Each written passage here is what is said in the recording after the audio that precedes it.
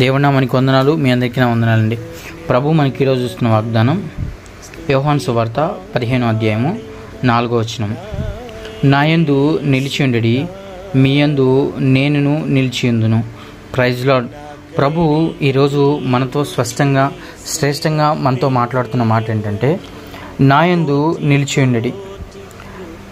నాయందు నిలిచియుండుడి అనే మాట మాట్లాడుతున్నానంటే మనము ఆయన యందు నిలిచిండలేదనే కదా అర్థం. ఒక విధంగా ఎవరినైనా వ్యక్తిని మనం పిలిచినప్పుడు బాబు ఇట్రా అన్నాం అనుకోండి, అతను మన దగ్గర లేడనే కదా అర్థం. అందుకని ఈరోజు ప్రభు ఏం చెప్తున్నానంటే ఆయన యందు నిలిచి ఉండాలంట.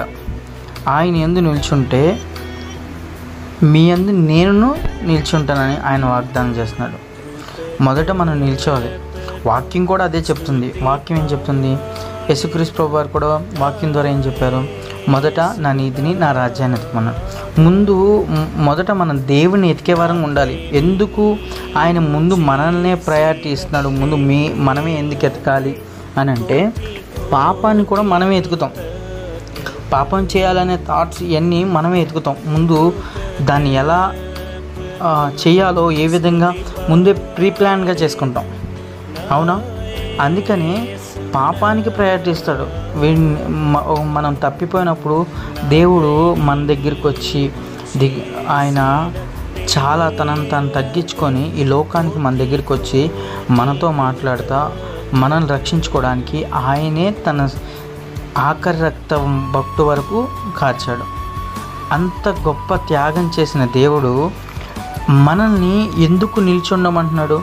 ముందు నా యొద్దకు రా నిన్ను ఎందుకు అంటున్నాడు?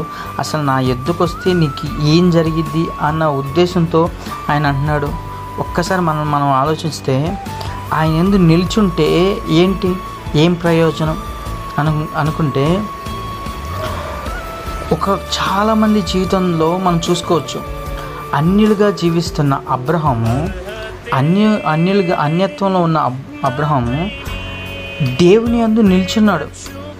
నేను ఇన్ని విగ్రహాలను చూశానే, ఎంతమందిని చూస్తున్నాను, ఇలాంటివన్నీ చూస్తున్నాను.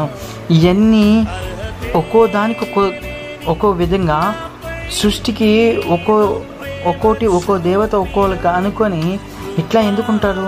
దేవుడు అనేవాడు సంపూర్ణంగా ఉంటాడు కదా, అన్నిటి మీద ఏలేవాడుగా ఉంటాడు కదా అని నిల్చున్నాడు. దేవుని దగ్గర నిల్చున్నాడు.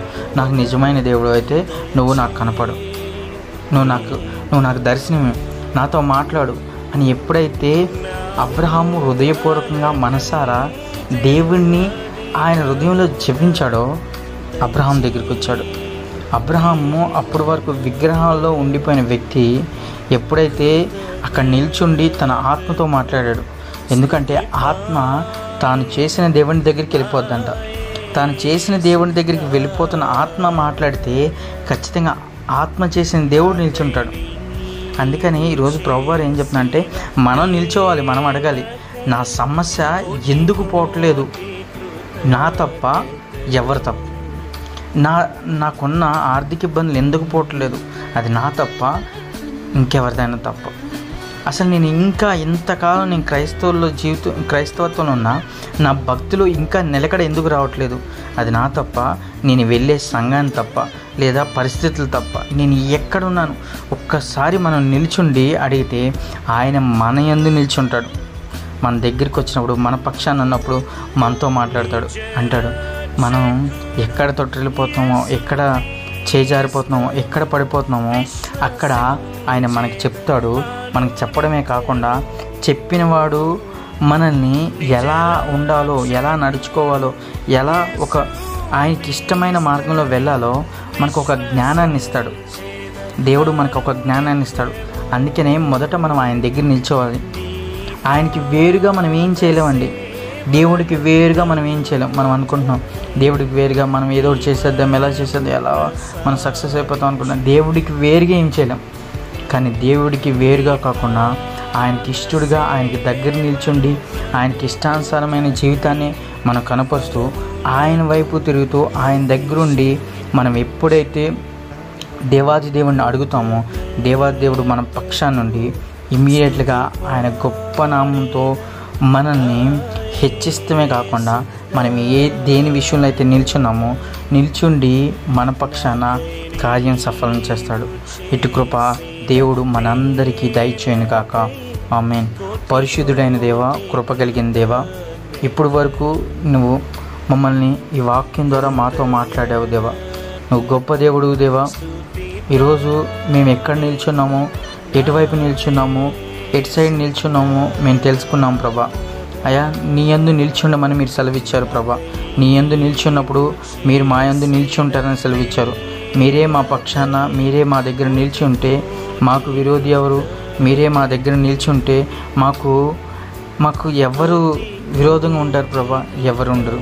మేము సమస్యలతోనూ ఇబ్బందులతోనూ అయా పరిస్థితులు మాకు అర్థం కాని పరిస్థితులు గుండా మేము ఎంత మాత్రం వెళ్ళకుండా ప్రభా, నీ చిత్తంలో మేము ఎలా బతకాలో మీరు మా దగ్గర నిల్చున్నప్పుడు మాత్రమే తెలుస్తుంది ప్రభా. మీరు మా దగ్గర నిల్చుండే కృపని ధన్యతను మాకు దయచేయండి.